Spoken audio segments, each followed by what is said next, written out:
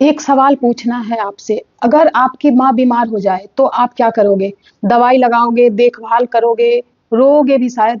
लेकिन अगर आप खुद उन्हें जहर दे रहे हो और ये भी नहीं पता आपको, तो यही हो रहा है इस देश में। हम गंगा को माँ बोलते हैं, यमुना की पूजा करते हैं, नर्मदा के किनारे मंदिर बनाते हैं और उन्हीं नदियों में फेंक रहे हैं कूड़ा, केमिकल, सीवेज, मुर्दे। आज की ये वीडियो देखना थोड़ा तकलीफ देह होगा, लेकिन ये देखना जरूरी है, क्योंकि अगर अभी नहीं जागे तो बहुत देर हो जाएगी। सोचो एक बार, बस 40-50 साल पहले की बात है। गंगा का पानी इतना साफ था कि लोग सीधे पी लेते थे, यमुना में बच्चे नहाते थे, नर्मदा के किनारे पूरे गांव की जिंदगी चलती थी। हमारी संस्कृति में नदियां सिर्फ पानी नहीं था, वो जीवन थी। इसलिए हमने उन्हें माँ का दर्जा दिया, गंगा मैया, यमुना मैया। लेकिन आज आज गंगा के किनारे जाओ, बदबू आती है। यमुना को दिल्ली में देखो, झाग ही झाग दिखती है। इतनी झाग कि लोग सेल्फी लेते हैं उसके सामने, जैसे कोई टूरिस्ट स्पॉट हो। हमने माँ को नाला बना दिया और सबसे दुखद बात यह है कि हमें शर्म भी नहीं आती। ये हमारी असलियत है। गंगा नदी, जो हिंदुस्तान की सबसे पवित्र नदी मानी जाती है, वो आज दुनिया की सबसे प्रदूषित नदियों में गिनी जाती है। यमुना की बात करें, दिल्ली से गुजरने वाले सिर्फ 22 किलोमीटर के हिस्से पे पूरी यमुना का 80% प्रदूषण है। सिर्फ 22 किलोमीटर। नर्मदा, जिसे हम रेवा बोलते हैं, जिसकी परिक्रमा करते हैं, उसके किनारे आज फैक्ट्रीज के पाइप खुले हैं। कावेरी, दक्षिण भारत की जीवन रेखा, उसका पानी इतना कम हो गया है कि दो राज्य आपस में लड़ रहे हैं। ब्रह्मपुत्र, दुनिया की सबसे बड़ी नदियों में से एक, उसमें प्लास्टिक का कचरा तैर रहा है। ये सिर्फ नदियां नहीं है दोस्तों, ये हमारा पीने का पानी है, हमारी खेती है, हमारे बच्चों का भविष्य है, और हम इसे बर्बाद कर रहे हैं अपने हाथों से। अब बात करते हैं असली सवाल की। आखिर कर कौन रहा है ये सब? इसके 3 जवाब हैं। पहला, फैक्ट्रीज और इंडस्ट्रीज। हमारे देश में हजारों फैक्ट्रीज हैं और जो अपना केमिकल वेस्ट, जहरीला, काला, बदबूदार वेस्ट सीधे नदी में छोड़ देती है। क्यों? क्योंकि ट्रीटमेंट प्लांट लगाना महंगा है और पकड़े जाओ तो थोड़ी रिश्वत दे दो। दूसरा, शहरों का सीवेज। भारत के ज्यादातर शहरों में जो गंदा पानी घरों से निकलता है, वो बिना ट्रीट किए सीधे नदी में चला जाता है।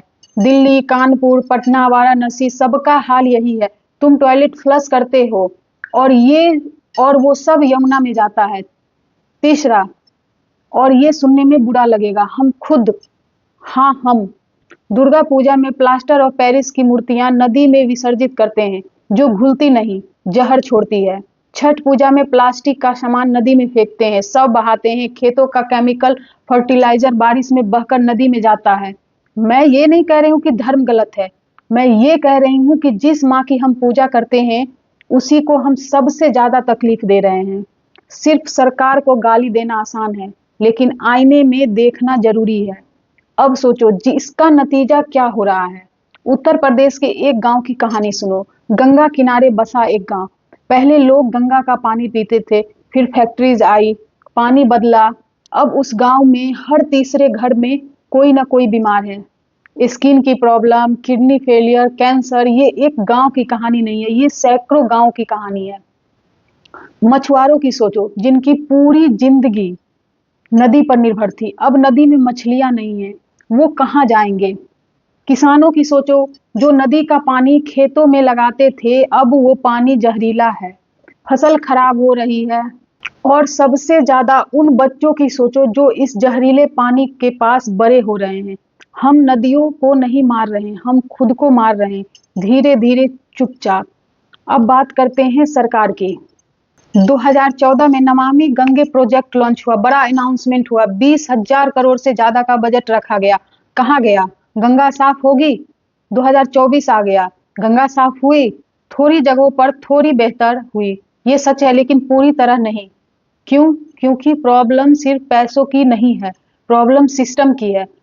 सीवेज ट्रीटमेंट प्लांट्स बने, लेकिन बिजली नहीं है चलाने को। फैक्ट्रीज को नोटिस भेजे गए, लेकिन एक्शन नहीं हुआ। लॉज बने, लेकिन लागू नहीं हुआ। और सबसे बड़ी प्रॉब्लम, हम लोगों की मेंटलिटी नहीं बदली।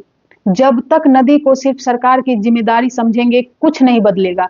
नदी हम सबकी है, तो जिम्मेदारी भी हम सबकी है।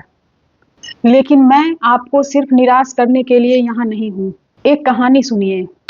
जर्मनी में रहीन नदी थी। 1970 के दशक में इतनी गंदी थी कि उसमें आग लग गई थी। सच में आग, इतना केमिकल था उसमें। आज रहीन यूरोप की सबसे साफ नदियों में से एक है। कैसे हुआ? लोग जागे, सरकार पर प्रेशर बनाया, लॉज लागू करवाए और खुद भी बदले। हम भी कर सकते हैं। हम और आप मिलके क्या कर सकते हैं? त्योहारों में इको फ्रेंडली मूर्तियां यूज करेंगे। नदी किनारे कभी कूड़ा मत फेंको। अपने एरिया में कोई फैक्ट्री इलीगल वेस्ट फेंक रही है, कंप्लेन करो, वीडियो बनाओ, आवाज उठाओ। अपने घर में वाटर वेस्ट कम करो। छोटा लगता है ना, लेकिन सोचो अगर इस वीडियो को देखने वाले हर एक इंसान ने एक काम किया तो कितना बड़ा फर्क पड़ेगा। हमारे पुरखों ने नदियों को माँ का दर्जा दिया था। माँ इसलिए नहीं क्योंकि वो पूजनीय थी, माँ इसलिए क्योंकि उन्होंने हमें जीवन दिया, हमें पाला, हमें बड़ा किया और हमने उनके साथ क्या किया।